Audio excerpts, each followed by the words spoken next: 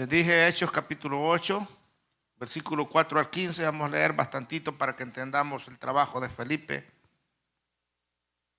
Dice así: pero los que fueron esparcidos, Felipe uno de ellos, iban por todas partes anunciando el evangelio. Hubo persecución en la iglesia primitiva y fueron esparcidos para todos lados. Y ahí donde iban fue un plan de Dios para que el evangelio se extendiera. Entonces Felipe, descendiendo a la ciudad de Samaria, les predicaba a Cristo. Felipe el diácono. Y la gente unánime escuchaba atentamente las cosas que decía Felipe, oyendo y viendo las señales que hacía. Porque de muchos que tenían espíritus inmundos salían estos dando grandes voces, y muchos paralíticos y cojos eran sanados. Así que había gran gozo en aquella ciudad. Pero había un hombre llamado Simón, que antes ejercía la magia en aquella ciudad y había engañado a la gente de Samaria haciéndose pasar por algún grande. A este oían atentamente todos, desde el más pequeño hasta el más grande, diciendo: este es el gran poder de Dios. Y les estaban atentos, porque con sus artes mágicas les había engañado mucho tiempo. Pero cuando creyeron a Felipe, cuando le creyeron en el mensaje de Felipe, que anunciaba el evangelio del reino de Dios y el nombre de Jesucristo, se bautizaban hombres y mujeres. También creyó Simón mismo, el mago, y habiéndose bautizado estaban siempre con Felipe, y viendo las señales y grandes milagros que hacían, estaba atónito. Cuando los apóstoles que estaban en Jerusalén oyeron que Samaria había recibido la palabra de Dios, enviaron allá a Pedro y a Juan, los cuales, habiendo venido, oraron por ellos para que recibieran el Espíritu Santo. Saltémonos al 26. Y un ángel del Señor habló a Felipe, diciendo: levántate y ve hacia el sur, por el camino que desciende de Jerusalén a Gaza, el cual es desierto. Entonces él se levantó y fue. Amén. Y sucedió que un etíope eunuco, funcionario de Candace, reina de los etíopes, el cual estaba sobre todos sus tesoros y había venido a Jerusalén para adorar, volvió sentado en su carro y leyendo al profeta Isaías. Y el Espíritu dijo a Felipe: acércate y júntate a ese carro. Acudiendo Felipe, le oyó que leía al profeta Isaías y dijo: ¿pero entiendes lo que lees?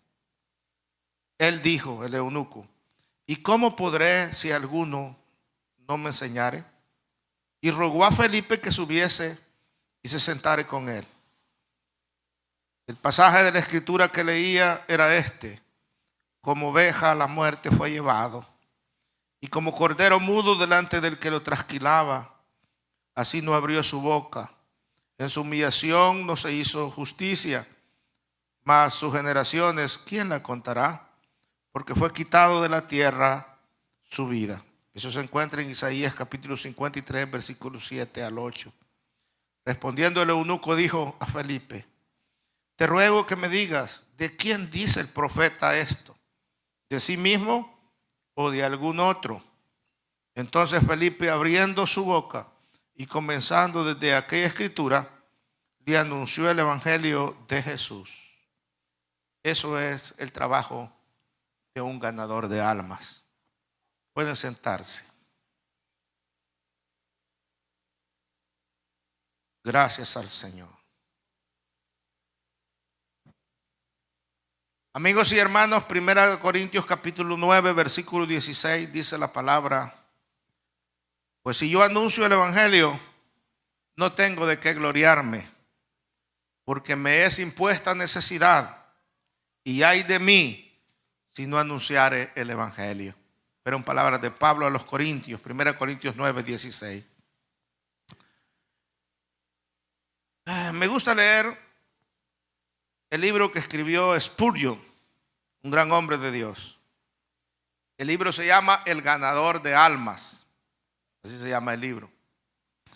Y en realidad este libro fue basado en un sermón que él le pronunció, una serie de conferencias fueron, que él le dio a sus estudiantes en un curso pastoral que estaban sacando para ser ministros, para ser siervos de Dios. Él les indicó que el ganar almas es la ocupación principal del ministro cristiano, de todo hombre y mujer de Dios.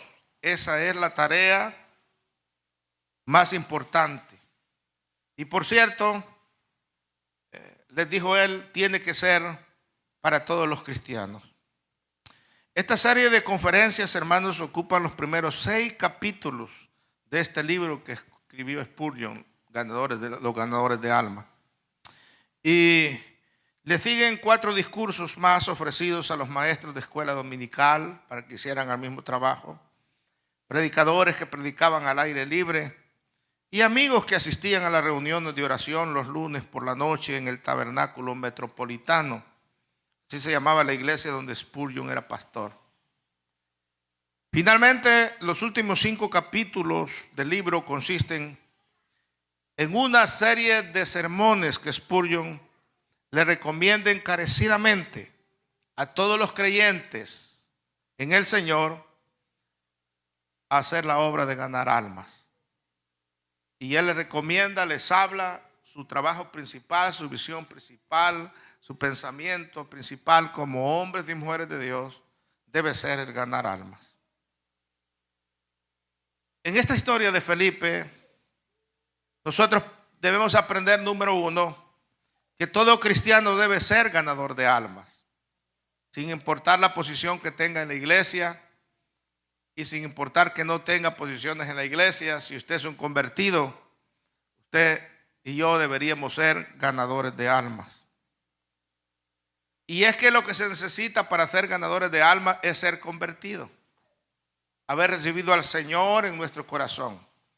El versículo 5 del capítulo 8 que leímos dice: entonces Felipe, descendiendo a la ciudad de Samaria, les predicaba a Cristo. Ahora, Dios nos ha confiado a nosotros en que llevemos este mensaje. Note que Dios pudiera usar a los ángeles para que fueran a predicar y anunciar, pero no ese es el plan de Dios. El plan de Dios es que seamos nosotros los que llevemos este mensaje. Una vez el rico y Lázaro, la historia del rico y Lázaro, donde Lázaro muere y el rico también, y el rico va a ser atormentado al Hades, y Lázaro va, un mendigo lo llevan los ángeles al seno de Abraham. Y el rico en el tormento le pedía al padre Abraham: Padre Abraham, manda a Lázaro para que les predique a mis hermanos. Tengo 5 hermanos que están vivos todavía, que vaya y les predique para que no vengan a este lugar de tormento. Y el padre Abraham le dijo: no se puede. Eso no es el orden de Dios. Así es que a Moisés y a los profetas tienen a ellos que los oigan. Amén. La idea del rico atormentado era que yendo alguien que se hubiera muerto y resucitado de los muertos, aquellos iban a creer. Pero el padre Abraham les dice: si no creen a Moisés y a los profetas, mucho menos le van a creer a Lázaro que vaya de regreso a predicar. Entonces, hermanos, nosotros como hijos de Dios debemos de predicar este mensaje. Y note que para poder predicar el mensaje de salvación debemos de haber experimentado antes la salvación en el Señor. Que el Señor haya transformado nuestra vida. Tito capítulo 3 versículo 5 dice: Él nos salvó no por obras de justicia que nosotros hubiéramos hecho, sino por su misericordia, por el lavamiento de la regeneración y por la renovación del Espíritu Santo. Y Juan capítulo 3 versículo 3 al 5 respondió Jesús y le dijo a Nicodemo: de cierto te digo que el que no naciere de nuevo no puede ver el reino de Dios. Nicodemo le dijo: ¿cómo puede un hombre nacer siendo viejo? ¿Puede acaso entrar por segunda vez en el vientre de su madre y nacer? Respondió Jesús: de cierto te digo que el que no naciere de agua y del Espíritu no puede entrar en el reino de los cielos. Debemos de haber experimentado nosotros ese cambio, ese nuevo nacimiento en nuestra vida para poder llevar con libertad el Evangelio del Señor. De manera que si usted ya es un cristiano convertido, no tenga temor en hablar de Jesús. Predique, que el Espíritu Santo hará la diferencia. Él, hermano, tocará el corazón de los hombres y usted será siempre un instrumento de Dios. De manera que es preciso que nosotros hayamos experimentado la conversión. Y es que la conversión en el Señor es un cambio total. Cuando el Señor ha llegado a su corazón y usted es un convertido, jamás volverá a ser igual. Algo cambiará dentro de usted. Será una persona nueva. Quizá seguiremos cometiendo algunos errores porque estamos en la carne. Pero créanme que dentro de su corazón ha habido un cambio total. Ahora cuando peca ya no disfruta tanto del pecado. Más bien sufre cuando peca. Porque su interior es diferente. Para ser ganadores de almas es preciso poseer ese gozo de la conversión. O sea que es una alegría que hay dentro de nuestro corazón de tal forma que no queremos parar de hablar de las cosas de Dios. Todas las personas realmente regeneradas saben por experiencia propia que existe una alegría espiritual llamada conversión. Es algo que uno no puede explicar. Esa alegría es como una fuerza divina que nos induce a predicar el Evangelio a los hombres de toda la tierra. Donde quiera que vamos, contarles lo que Dios ha hecho en nuestra vida. Juan capítulo 4, versículo 28 al 39, se encuentra la historia de Jesús con la mujer samaritana. El Señor le predicó el Evangelio a la mujer samaritana y aquella mujer creyó. Y después que experimentó, hermanos, el haber aceptado a Jesús en su corazón como su Salvador personal, dice Juan 4, 28 y 39, al 39. Entonces la mujer dejó su cántaro y fue a la ciudad. Y dijo a los hombres: venid, ved a un hombre que me ha dicho todo cuanto he hecho. ¿No será este el Cristo?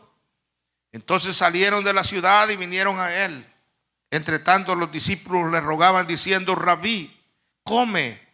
Él les dijo: yo tengo una comida que comer que vosotros no sabéis.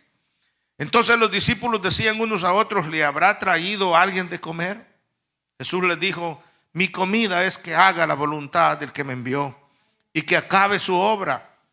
¿No decís vosotros aún faltan 4 meses para que llegue la siega? He aquí os digo: alzad vuestros ojos y mirad los campos, porque ya están blancos para la siega. Y el que siega recibe salario, y el que recoge fruto para vida eterna, para que el que siembra goce juntamente con el que siega, porque en esto es verdadero el dicho: uno es el que siembra y otro es el que siega. Yo os he enviado a segar lo que vosotros no labrasteis. Otros labraron y vosotros habéis entrado en sus labores. Y muchos de los samaritanos, dice la Biblia, de aquella ciudad, creyeron en él por la palabra de la mujer, que daba testimonio diciendo: me dijo todo lo que he hecho.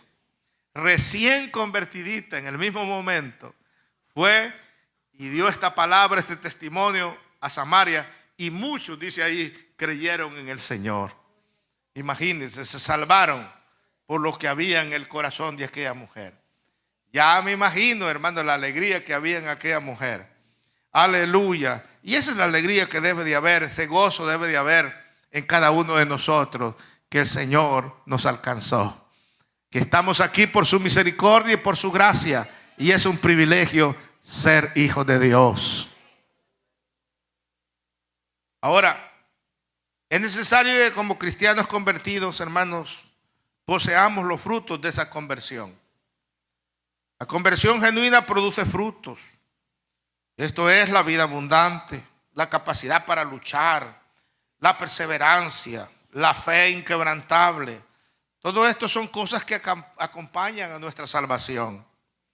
En Hebreos capítulo 6, versículo 9 dice: estamos persuadidos de cosas mejores que pertenecen a la salvación. Y allí Dios añade en la salvación todo esto. Él nos da la fuerza para perseverar. Él nos ayuda para vencer las tentaciones. No es que nosotros podamos, es que cuando venimos al Señor, entonces Él lo hace en nosotros. Una vez un amigo me dijo: yo voy a tratar de arreglar mi vida. Primero, era en una campaña allá en El Salvador. Yo era un jovencito y él dijo: voy a tratar de arreglar mi vida primero. Voy a tratar de convencer a mi novia, voy a tratar de hacer esto, de dejar un vicio que tengo. Y el predicador le insistía y le decía: no vas a poder hacerlo por tus propias fuerzas. Ven a Jesús y el Señor te va a ayudar. No quiso hacerlo, dijo: después lo voy a aceptar. Pero mientras salía en la carretera principal, iba descuidado caminando y alguien lo atropelló y perdió la vida. Y no tuvo tiempo de recibir al Señor. Pero yo te digo a ti, no importa el problema que tú te encuentres, ven a Jesús tal como estás. Eso dice la Biblia. Y el Señor te va a ayudar a que resuelvan todos los problemas de tu vida. Estamos persuadidos de estas cosas, que van a venir cosas mejores después de que el Señor nos ha salvado. Cosas mejores van a venir. Vamos a comenzar a sentir algo diferente, una fuerza diferente, una compañía diferente. Alabado sea el nombre del Señor. Felipe sintió eso y descendió a Samaria. Ellos estaban siendo víctimas de persecución, pero él no perdió tiempo. Iba predicando el evangelio. En Hechos capítulo 8 versículo 1 dice: los fieles fueron dispersos, mas seguían predicando a Cristo. Cuando yo leo Hebreos capítulo 6 del 9 al 12, los 3 versículos o 4 versículos juntos, mire lo que dice, si no tiene sentido esta palabra. Pero en cuanto a vosotros, oh amados, estamos persuadidos de cosas mejores y que pertenecen a la salvación, aunque hablamos así. Porque Dios no es injusto para olvidar vuestra obra y el trabajo de amor que habéis mostrado hacia su nombre, habiendo servido a los santos y sirviéndoles aún. Pero deseamos que cada uno de vosotros muestre la misma solicitud hasta el fin, para plena certeza de la esperanza, a fin de que no os hagáis perezosos, sino imitadores de aquellos que por la fe y la paciencia heredan las promesas. Una escritura muy hermosa que va directa a nuestra vida. Aleluya. Estamos viviendo en último tiempo. La mayoría de gente ha oído de alguna forma el evangelio del Señor. De alguna forma. Y más bien es el tiempo de cegar, de ir casi a invitar a la gente, que es el tiempo que se conviertan. Pero hay gente que entregó su vida para servir al Señor. Hay gente que se esforzó. Hay gente que Dios la usó para que nosotros llegáramos al Señor. En el mes de enero de este año estuve en mi país. Me di cuenta que se le había dado un stroke al pastor que nos llevó el evangelio cuando yo era niño.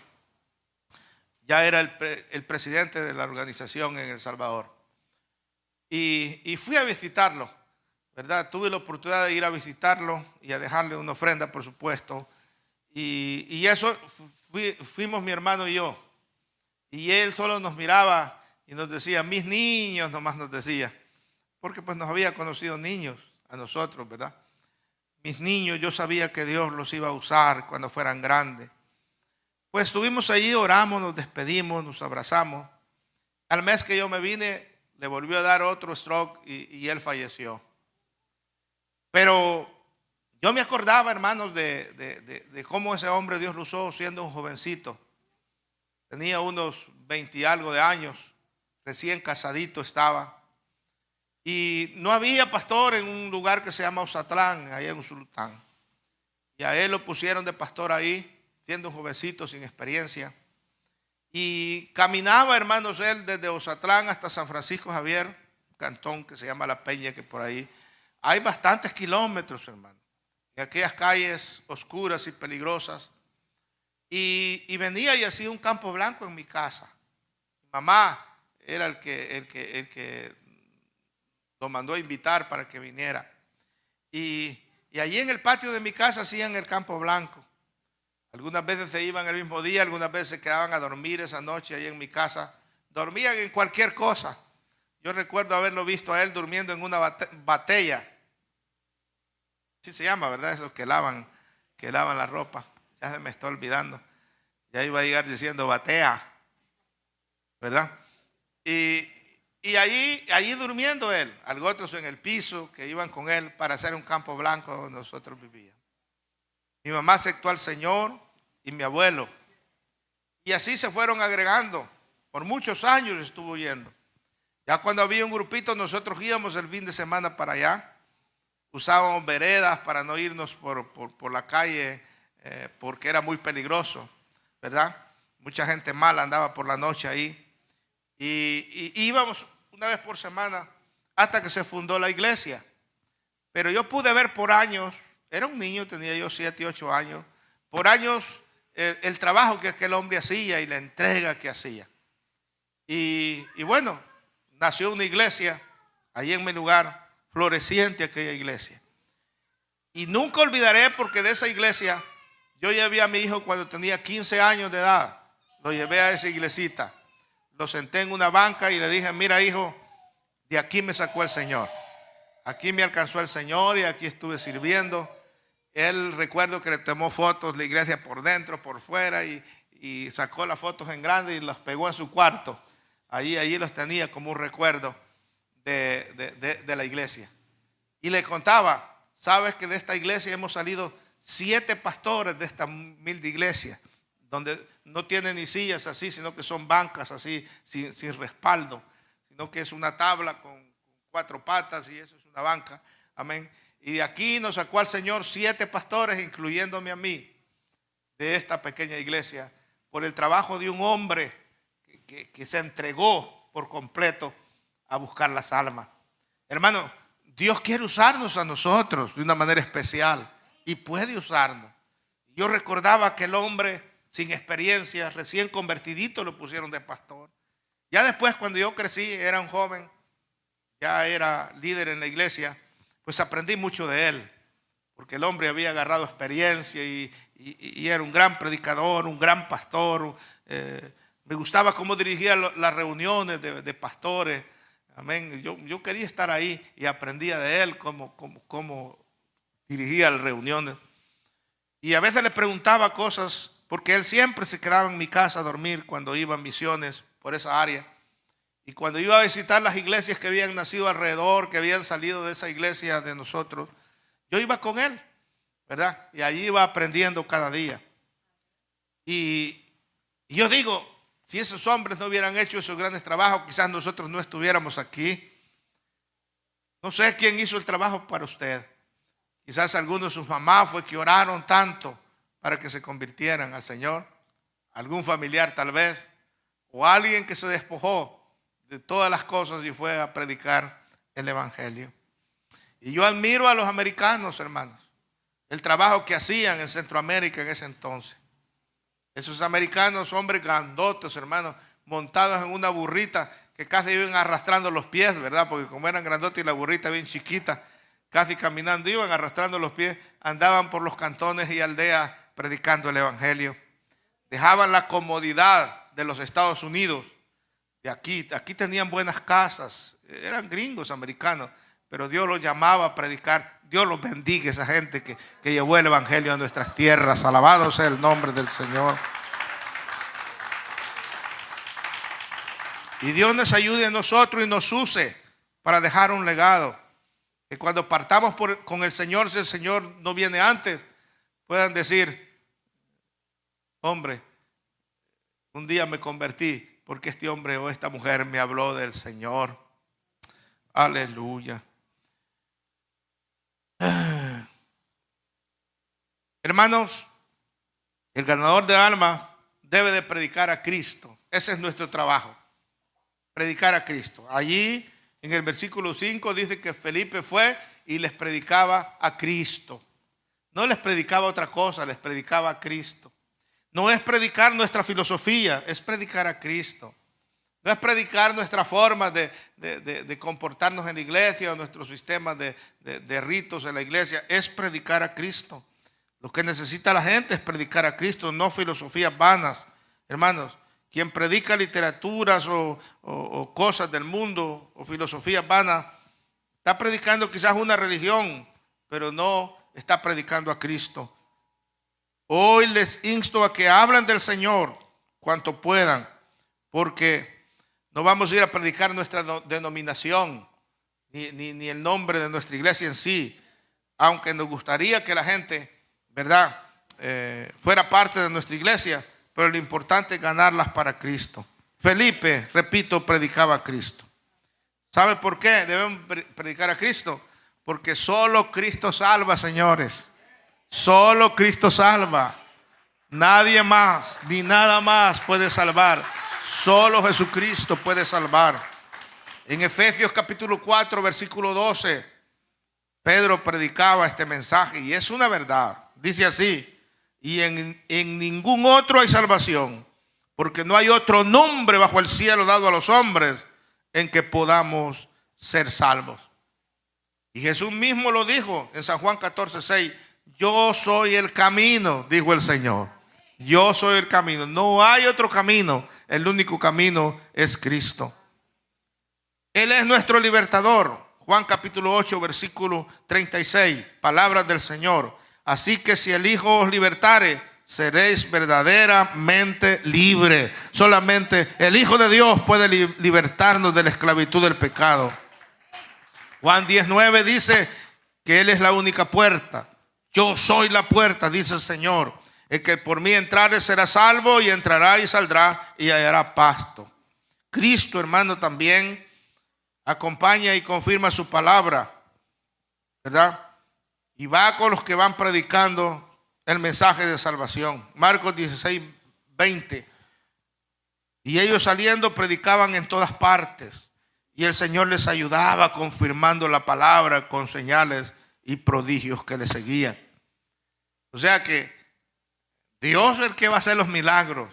Amén. Y usted, como hijo de Dios, no tenga miedo de orar por los enfermos, por la gente que está encadenada en vicios. Ore y decláralo libre en el nombre de Jesús, porque el Señor de seguro le ayudará, así como lo hacía en Marcos 16:20. Cada vez que Felipe iba a predicar el evangelio del Señor, Cristo confirmaba esa predicación con grandes señales.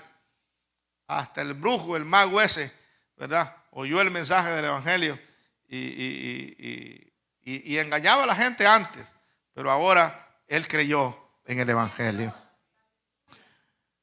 Tanto que más adelante, ahí en el libro de los Hechos, en el espacio que dejamos de leer y nos saltamos, dice que cuando Pedro llegó, aquel hombre estaba maravillado, porque él sabía magia, pero Pedro ponía las manos sobre los que se convertían y eran llenos del poder del Espíritu Santo.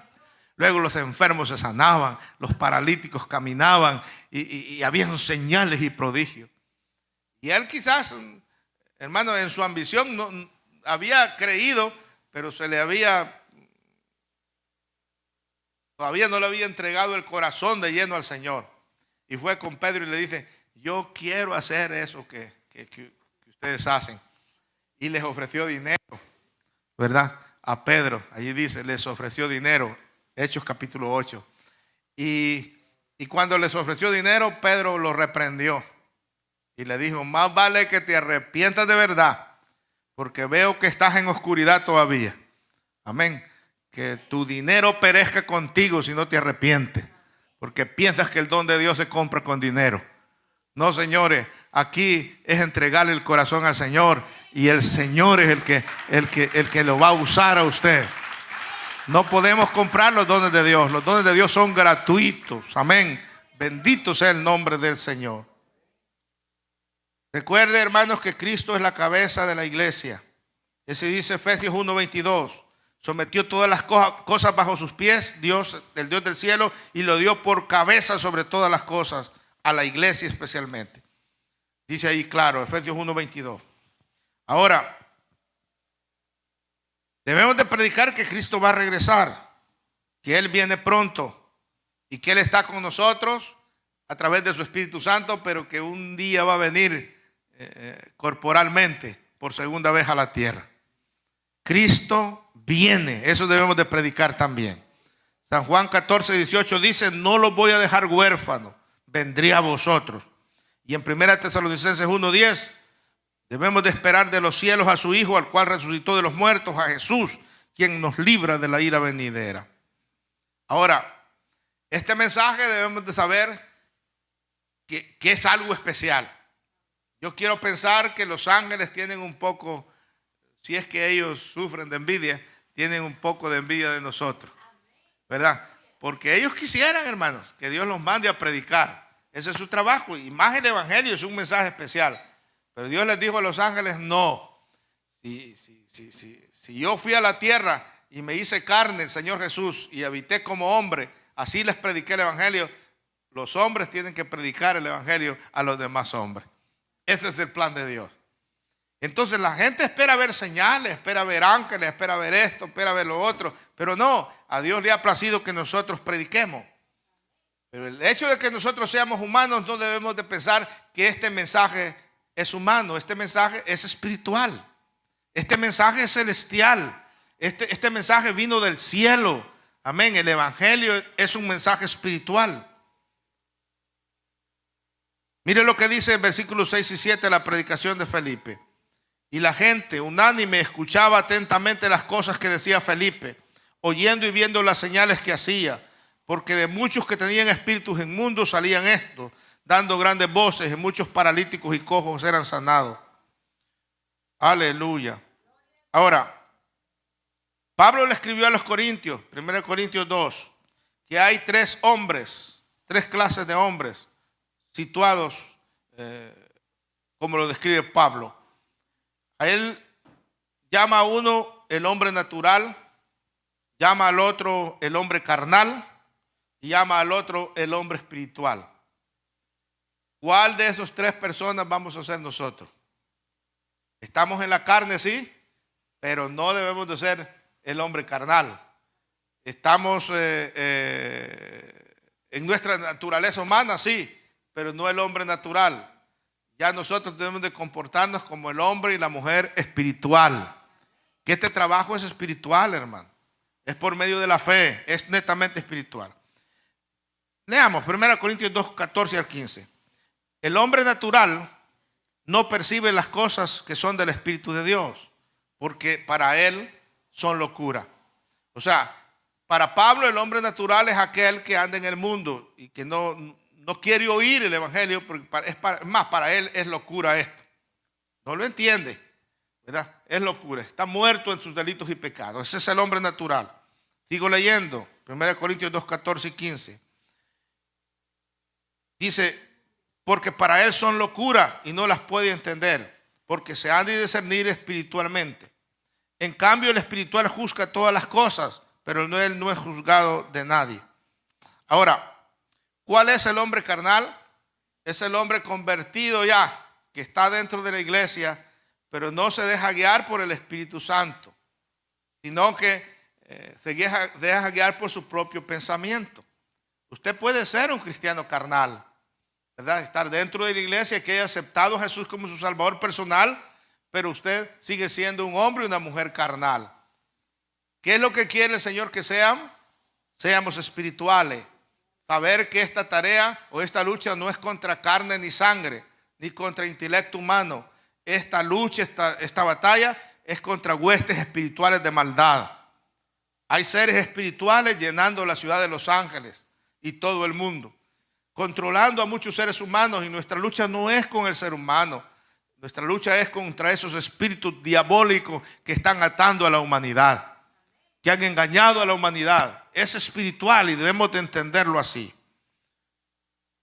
Hechos capítulo 26, versículo 18 dice que un ángel le dijo a Pablo en una visión: pero levántate y ponte sobre tus pies, porque para esto he aparecido a ti. No, fue el Señor el que le dijo a Pablo, cuando está contando su testimonio, cuando él se cayó a tierra y vio la luz resplandeciente, le dijo: levántate y ponte sobre sus pies, porque para esto he aparecido a ti, para ponerte por ministro y testigo de las cosas que has visto y de aquellas en que me apareceré a ti.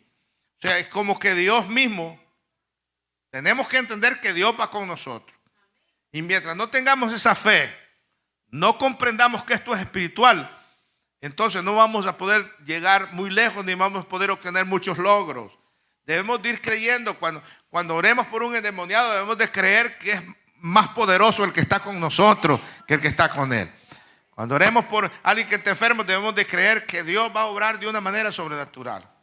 Cuando oremos por alguien que está con ataduras tremendas, debemos de creer que Dios lo va a liberar. Nosotros quizás sea imposible para nosotros, pero nada hay imposible para Dios. Él va con nosotros así. Y mientras creamos en fe, Dios se va a glorificar. Debemos de creer de que Dios tiene grandes cosas para la iglesia Monte de Sión y que Dios va a usar nuestra vida para que su nombre sea glorificado en medio de nosotros y veremos su gloria poderosa en un avivamiento grande en nuestra iglesia cuando nos dispongamos a eso y le creamos a Dios de una manera espiritual.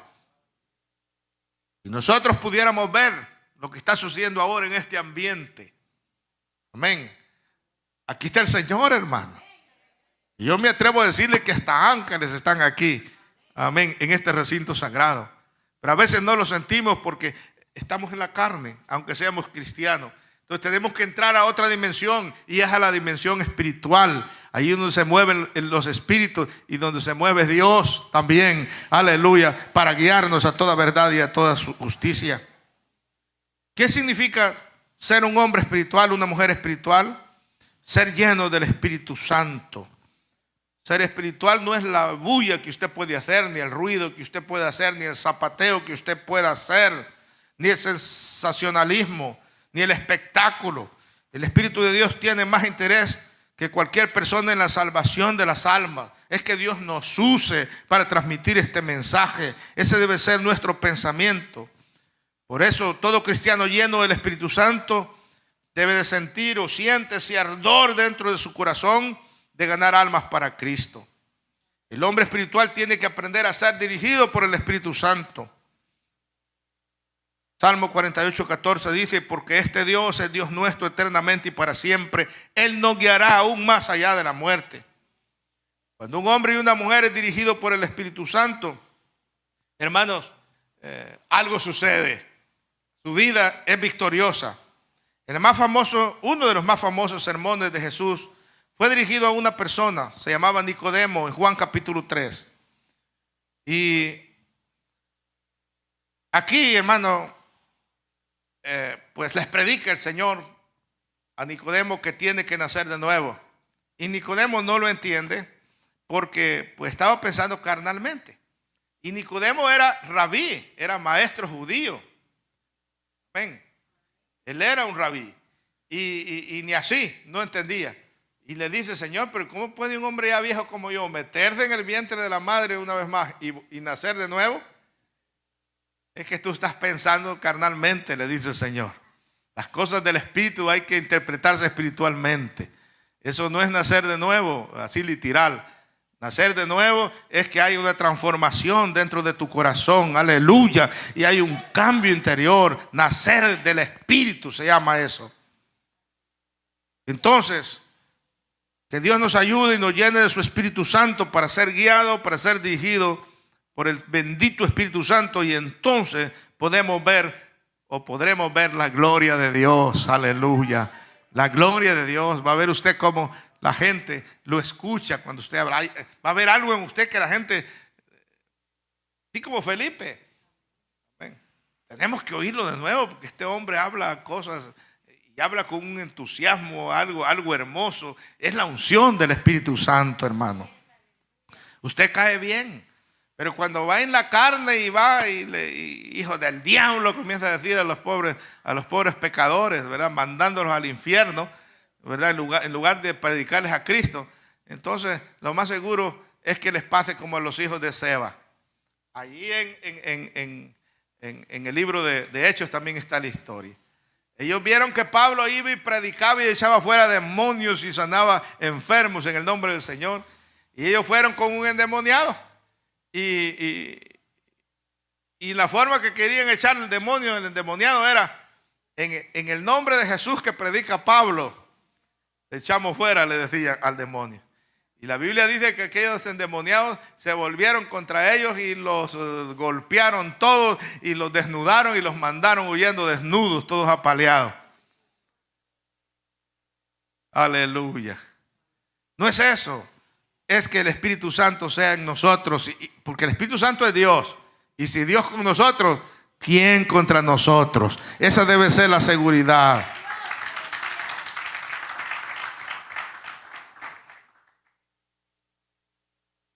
También debemos de procurar estudiar un poco la Biblia, porque el ganador de almas debe conocer la palabra de Dios. En el último porción que leímos, dice que había un etíope eunuco que venía de adorar de Jerusalén. Y para los que entiendan, era un morenito, era de Etiopía, de color de la piel morena, y era un eunuco, eran jóvenes que se dedicaban a servir a los reyes o a las reinas de aquel entonces. No se casaban, se quedaban eunucos para servir allí en la corte del rey. Y venía leyendo el libro del profeta Isaías, pero no lo entendía. Por más que decía él, mas él llevado fue como cordero mudo, fue llevado al matadero, enmudeció y no abrió su boca. Lo llevaron y lo crucificaron y va a dar su vida. Isaías 53. Y él herido fue por nuestras rebeliones, molido por nuestros pecados. El castigo de nuestra paz fue sobre él y por su llaga fuimos nosotros curados. Y lo leía y el Espíritu Santo le dijo a Felipe: acércate allí a su carro. Y lo vio leyendo el libro del profeta Isaías. Y le dice: ¿entienden lo que lees? Y aquel eunuco le dice: ¿cómo podré entender si nadie me lo explica?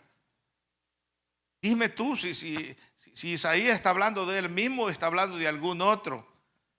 Y dice que Felipe se subió al carro, él lo invitó a que subiera al carro, subió y le explicó el evangelio del Señor desde aquella escritura hasta que Jesucristo era aquel personaje que había entregado su vida por él. Eso quiere decir que Felipe conocía, amén, la interpretación de Isaías 53. Felipe conocía la Biblia. Nosotros debemos de preocuparnos por leer la Biblia. Mire Efesios 1:8, Josué 1:8. Cuando le habla Dios a Josué, le da la encomienda de que él va a introducir el pueblo en la tierra de Canaán. Le dice que nunca se aparte de tu boca este libro de la ley, sino que de día y de noche meditarás en él, para que guardes y hagas conforme a todo lo que en él está escrito, porque entonces harás prosperar tu camino y todo te saldrá bien. Hermano, los ganadores de almas debemos de aprender a meditar mucho en la palabra, a leer la palabra todos los días, a querer aprender más de la palabra, que podamos decir como David se expresaba acerca de la palabra. Salmo 119, 72, mejor es la ley de tu boca que millares de oro y plata. En mi corazón he guardado tus dichos para no pecar contra ti. Expresaba de esta forma David al hablar de la palabra del Señor. Aleluya. ¿Con qué guardará el joven su camino? Con guardar su palabra. Todo el Salmo 119, tan largo que es, David habla del amor hacia la palabra de Dios. Hermano, no importa que usted no sepa leer mucho, interese por la palabra de Dios. Hoy venden hasta CD donde está la Biblia grabada. Y alguien se le está diciendo, usted solo la pone ahí y le está diciendo la palabra de Dios. Interésese por conocer este mensaje, pues a través de este mensaje es que crecemos y este mensaje es el que vamos a llevar a la gente perdida. Y por último, el ganador de almas debe ser obediente. Amén. Obediente a la palabra de Dios cuando nos dice: vayan y prediquen el evangelio. Mateo 28, 19. A la revelación especial del Espíritu Santo. A veces Dios nos habla de diferentes maneras y nos llama. Dice Hebreos 1:1 al 2, Dios habiendo hablado muchas veces y de muchas maneras en otro tiempo a los padres por los profetas, en estos postreros días nos ha hablado por el Hijo, a quien constituyó heredero de todo y por quien asimismo hizo el universo. Entonces, hermanos, También como ganadores de almas debemos tener visión, ver más allá. No decís vosotros, aún faltan 4 meses para que llegue la siega. Y aquí os digo, alzad vuestros ojos y mirad los campos, porque ya están blancos para la siega. Eso se llama visión espiritual, alzar nuestros ojos, ver más allá. O sea que cuando usted,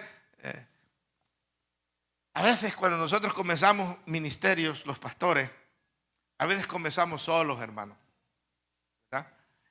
Yo tuve la bendición de comenzar ya con un grupito o de 10 personas, ¿ven?, que se quedaron.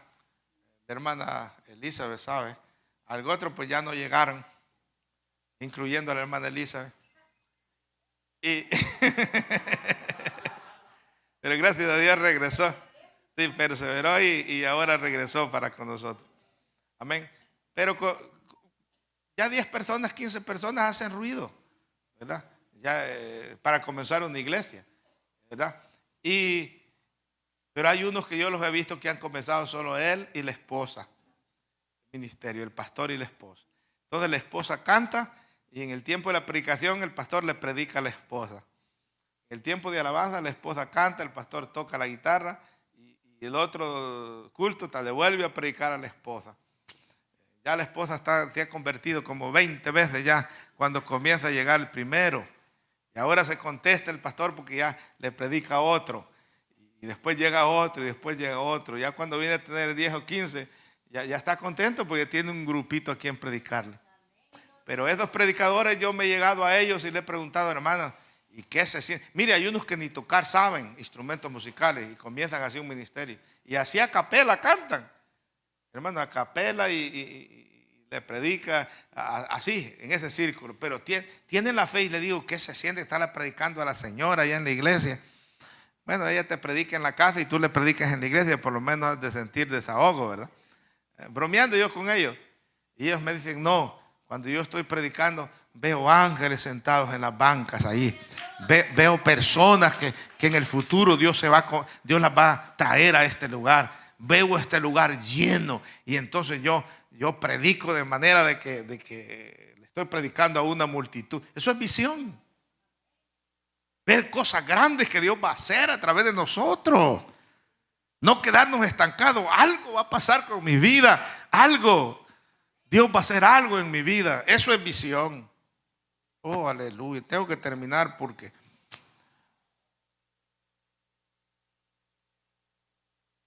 quiero terminar con esto. Jonás, por cuestiones de ética, o tal vez por patriotismo, o por nacionalismo, fue él el blanco de una trágica experiencia de pasar 3 días en la panza de un pescado grande. Y uno ha estudiado la historia de Jonás, ¿no? Y uno piensa que lo hizo por patriotismo. Él escuchó la voz de Dios y le dijo, ve, anúnciales a los de Nínive. Y el mensaje que vas a llevar es sencillo. Sencillo el mensaje que vas a llegar. Solo vas a llevar. Solo anuncian, dentro de 40 días Nínive será destruido. Pero para Jonás el oír que Nínive iba a ser destruido, era como un dulce al oído. Una palabra dulce al oído. ¿Sabe por qué? Porque el imperio asirio de aquel entonces era un imperio cruel, súper cruel. Invadía las tierras de Israel y luego masacraban a los niños, los tiraban así para arriba y los esperaban con las espadas de punta, ¿verdad? A las mujeres las violaban y después las mataban, se llevaban esclavos a los hombres, eran crueles, los despellejaban, o sea, los torturaban a los hombres prisioneros. Y cuando Jonás oyó, hombre, va a ser destruido, Nínive era la capital del imperio asirio. Él dijo, gracias Señor, al fin me oíste. Debió haber estado orando, Señor, destruye a esos malos, ingratos, darle su merecido. Y quizás él pensó, gracias Señor que me oíste. Y después se quedó pensando. Lo digo, o sea, uno llega a la conclusión después de leer y pensar, porque al final, cuando Dios perdona a Nínive, Él le dice, yo sabía Yo sabía que tú eres demasiado misericordioso, por eso me fui a huir, le dice a Dios. Entonces, en medio de aquel deseo de que Dios matara a los de Nínive, hermano, se quedó pensando, bueno, pero si voy a predicar, va y se arrepienten esto. Y Dios es un Dios que perdona. Le vaya a dar la tentación a Dios de perdonarlo, mejor no voy. Y se fue a huir al otro lado del mundo. Y allí viene la historia donde pues lo tiran al mar. Y aquel lugar oscuro, aquel lugar viscoso, maloliente, apretado, sin oxígeno, no sé ni cómo sobrevivió. Allí es un milagro de Dios. Quería darle una lección. Pero imagínese usted en la panza de un pez grandote, hermano. Ha de oler feo ahí adentro de la panza, ¿verdad? Ha de estar oscuro, ha de estar como viscoso, eso así. Ha de estar raro ahí metido. Allí en la panza de aquel pez, hermanos, allí oró Jonás.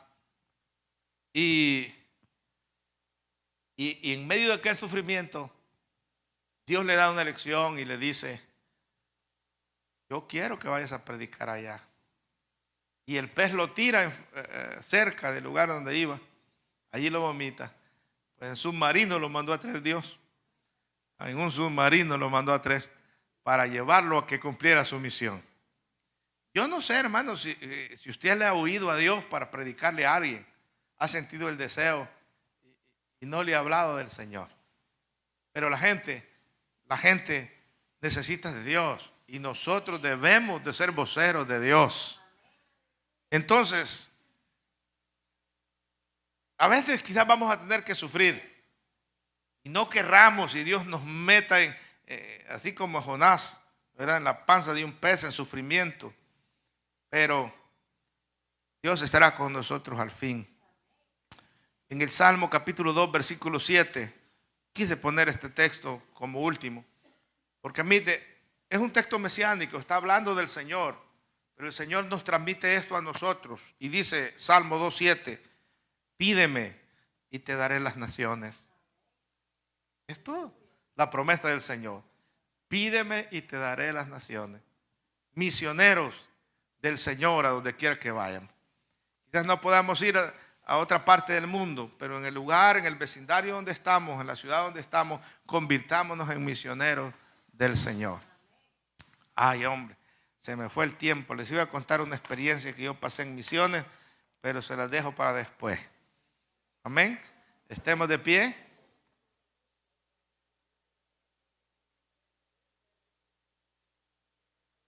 Una experiencia milagrosa, hermano, milagrosa.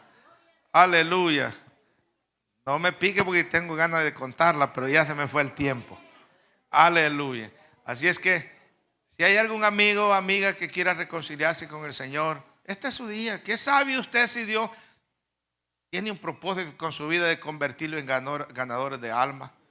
¿Qué sabe usted si a través de usted su familia va a ser bendecida? Va a ser una familia cristiana que Dios va a usar poderosamente. ¿Qué sabe usted? Lo importante es que ahora tienen la oportunidad de decirle, Señor, entra a mi corazón, hombre. Quiero ver si es cierto que lo que dice ese predicador, que después de recibirte uno comienza a sentir algo diferente dentro del corazón. Pues yo no sé cómo Dios lo hace.